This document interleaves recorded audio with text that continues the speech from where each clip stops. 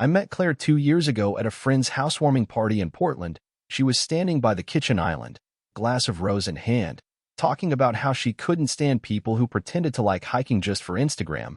I laughed, introduced myself, and we ended up talking for the rest of the night. She was smart, kind, funny in a way that didn't feel performative, real, grounded, and for a guy like me, 30, project manager, homeowner, pretty low-key.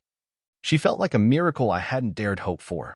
9 months in, I proposed at our favorite little cabin near the coast. Nothing dramatic, just the two of us, a quiet dinner, and a ring I'd picked out after months of saving and second-guessing. She cried, said yes, hugged me so tight I thought I'd never feel cold again. We started planning the wedding together, booked a small vineyard venue. She wanted lavender and navy for the colors. I picked the food, grilled salmon, wild rice, no rubbery chicken. We went cake tasting, debated over seating charts, argued gently. About music, I lost. She got her acoustic trio. It felt like we were building something, not just an event, but a life. We even joked about getting a dog after the honeymoon, named him Tucker in advance. Then, one Thursday morning over coffee, she mentioned her bridesmaids had planned a girls' weekend, a sort of unofficial bachelorette trip to Napa, just wine and gossip. She smiled, kissing my cheek. Nothing wild. I'll text you every night. I believed her, because why wouldn't I? She wasn't just my fiancée.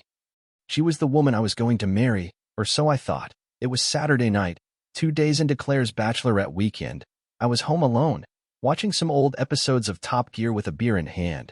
She'd sent me a quick selfie earlier. Her and the girls at a vineyard, holding glasses, laughing, miss you, she'd written. I smiled, replied with a heart, and went back to my evening. Then it happened. I wasn't even looking for anything. I opened Instagram out of habit, mindlessly tapping through stories. One of Claire's friends, Marissa, I think, had posted a short clip, music playing, lots of wine, and then a quick 5-second flash of a hot tub, girls giggling, steam rising. At first it was nothing, but something made me go back. There, in the corner of the screen, just behind Claire, was a man, shirtless, arms slung casually across the back of the tub, his hand barely grazing her shoulder. I paused, rewatched, zoomed, and then my chest turned to stone. It was Evan, her ex. The same Evan she swore she hadn't talked to in years, the one whose name she always rolled her eyes at, said he was immature and long gone. I stared at the screen like it might change if I blinked enough times, but it didn't. It stayed the same. Her, smiling, relaxed. Far too close to a man she had no reason to be anywhere near. I took a screenshot. My hand was shaking a little. A minute later, the story was gone, deleted, maybe accidental, but it didn't matter. I had seen it, and it had seen me. I didn't text her, didn't call, didn't yell or accuse. Instead, I saved the image, turned off the TV, and sat in silence. That night, the silence was louder than anything she could have said. She came back Sunday evening, suitcase in hand, glowing from wine and weekend sun. Her hair smelled like lavender and firewood. She dropped her bag by the door, kicked off her shoes, and smiled like nothing in the world had changed. Hey, babe, she said, wrapping her arms around me. God, I missed you. Napa was amazing. You would have loved the place we stayed at. I nodded, stepped back gently, and picked up my phone from the counter. I opened that photo, and turned the screen toward her. She froze. It took less than 2 seconds for her eyes to register what she was looking at. Her smile vanished, her shoulders tensed, not guilt, not shame. Something colder, defensive. Oh my God, she muttered. Seriously? That was just, Marissa was being stupid. Evan showed up randomly. It wasn't a big deal. Nothing happened. I didn't say a word. She crossed her arms. He was just there for like an hour. It was awkward. Okay. I didn't even know he'd be around. I didn't invite him. Give me your phone, I said. Her face changed again. This time, it was pure calculation. No, that's a violation, James. You don't get to go through my stuff just because you're insecure. I'm not asking, I replied, calmly. I'm giving you a chance to prove me wrong. She stepped back, scoffed. Unbelievable. I go away for one weekend, and you turn into a jealous interrogator? I didn't answer. I didn't raise my voice. I just stood there and watched as the carefully constructed image of us began to crack. And in that moment, I knew something fundamental. The truth wasn't in her phone, it was in her refusal. I waited for her to stop pacing. Her arms flailed in protest, voice rising. Words rushing out like water from a burst pipe, accusations, denials, half-hearted jokes to defuse tension, but I didn't respond. I just let her talk until the air ran out of her chest, then I said it. Plainly, quietly. We're done, the engagement is off. I want you to pack your things and be out by Friday. She blinked. Stunned, it was like I'd switched languages. Wait. What?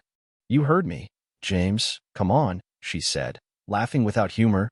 This is insane. You're blowing up everything over a stupid video Marissa accidentally posted. You think I did something just because Evan happened to be there? You lied, I said. That's enough. She took a breath. Then her tone sharpened. This is jealousy, plain and simple. You're reacting like a child. There's nothing between me and Evan. Even if there was, it would have been just physical. The words slipped out like venom. Her face froze the second they left her lips. I didn't flinch. I didn't scream. I just nodded once, turned, and walked into the guest room, closing the door behind me. No final word, no last look. Let her sit in the silence she'd earned. The next morning, the house was quiet. Claire hadn't spoken a word since I closed that door. I heard her moving around late into the night, drawers opening, the fridge humming, but she never knocked. She knew, at 8:12 a.m. I made one call. Her mother answered on the second ring. James? Everything okay? I kept my voice even, detached. Morning, Mrs. Harlow. I wanted to let you know the wedding is off. Claire and I are no longer engaged. A long pause. What happened? There was a situation over the weekend. Claire reconnected with someone she told me she'd cut ties with. There were lies. I found out. That's all I'll say. I'd appreciate it if you could help her make arrangements to move out by Friday. Silence again, then a quiet, serious voice. Understood. I'll be there this afternoon. That was it. By noon, the messages started coming. First, one-word text from Claire. Seriously? And coward. Then came the calls. I didn't answer. She switched to voicemails, angry, confused, pleading. By late afternoon, her tone had changed. She apologized, blamed the wine, said it meant nothing, begged to talk in person. I let the phone buzz out on the table. Every word she sent echoed the truth I already knew. Some betrayals don't need confrontations. They just need clarity, and I had all I needed. By Thursday, the house was stripped of most of her presents, closet half empty, makeup gone from the bathroom sink. Claire's mother came by quietly, professionally, like a nurse packing up after a failed surgery. No dramatics, just soft movements and tight lips. Claire tried to joke at first. It's not that serious, Mom. He's just upset. He'll cool off. Her mother didn't respond, just folded another blouse into the suitcase and zipped it shut with slow, precise care. But the reality was setting in fast. The florist called about deposits. Her cousin messaged to ask why the wedding site was suddenly offline. The venue coordinator left a voicemail that her father overheard. By evening, Claire wasn't joking anymore. She was pacing the hall in tears, phone clutched in her hand, dialing numbers that didn't pick up. Evan, the ex, apparently wanted nothing to do with the fallout. That was your circus, he texted, according to the shout I overheard. Her bridesmaids, once chatty in group threads, started muting the conversation. One even removed herself from the shared Pinterest board. The silence grew heavier than any accusation after her mother hung up from canceling the catering. She sat on the arm of the couch and looked at Claire, not with sympathy, but with a tired, disappointed stare. You did this, she said. No one else? And don't think you can just crawl back home and wait this out. You'll have to figure out your next step. This house isn't a retreat from consequences. Claire didn't answer. She just stared at her phone, blinking back a storm she had summoned herself. The first night alone in the house felt like exhaling after holding my breath for too long. I opened the windows, changed the sheets, took down the save-the-date cards still stuck to the fridge. The silence was clean, not hollow. I didn't play sad music. I didn't revisit old photos. I just moved forward, started hitting the gym again. Nothing intense, just a routine, a rhythm. Grabbed beers with friends I hadn't seen in months, said yes to things I used to put off. I was still me, but lighter, freer. I hadn't realized how much weight I'd been carrying to keep us balanced, the compromises, the patience, the quiet swallowing of doubts. So much of it had been me holding everything steady while she leaned on the structure I built.